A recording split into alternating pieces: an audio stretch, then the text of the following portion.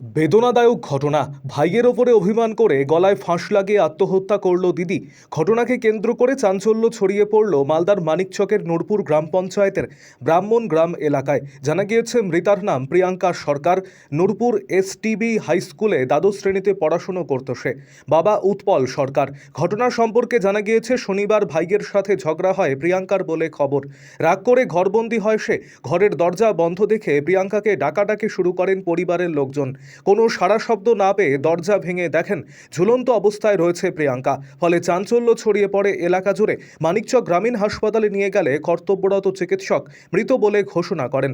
রবিবার সকাল নাগাদ দেহটি ময়নাতদন্তের জন্য মালদা মেডিকেল কলেজ ও হাসপাতালে পাঠিয়েছে মানিকচক থানার পুলিশ। এদিকে গোটা ঘটনায় কান্নায় ভেঙে পড়েছেন পরিবারের লোকজন। আরও আপডেট থাকতে আমাদের ভিডিও শেয়ার ও ফেসবুক পেজটিকে লাইক করে ফলো করে দিন। আমার বাড়ি বালিও, আমিও কাজে ছিলাম।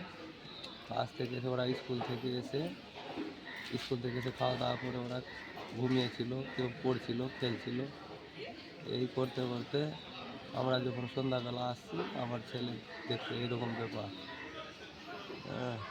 কি হয়েছিল? ওরা ভাই বোনের মধ্যে ঝগড়া করেছিল। কি হয়েছে না হয়েছে এই ব্যাপার বলছে। আর আমার ছেলে ডাকলো, আমিও আসলাম, ডাকলো, দেখছি এরকম দরজা লাগানো, কোনো রকম ভেঙে টেঙে ছেলে মেয়েকে নিয়ে, ছোটো ছোটো ছেলে মেয়ে আসানো, এটা বড়ো, এর থেকে ছোট আছে, ওদের আই দেখলো, দেখে বললো আমি গেট ভাঙার করে ভিতর থেকে লাগানো আছে, কোনো রকম ভেঙে টেঙে ভিতরে ঢুকলাম, দেখছি যে এই অবস্থা। কি অবস্থায় ছিল? ওখানে ঝুলে আছে। কিসের সাথে? ওই ওর ওড়নার সঙ্গে গলায় দিয়ে, আর ওই বাঁশের তীরে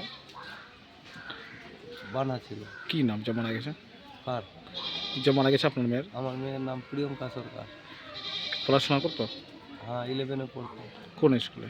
এসটিবি হাই স্কুল। ঠিক আছে, আপনার নাম? হ্যাঁ, আপনার নাম? আমার নাম উৎপল সরকার।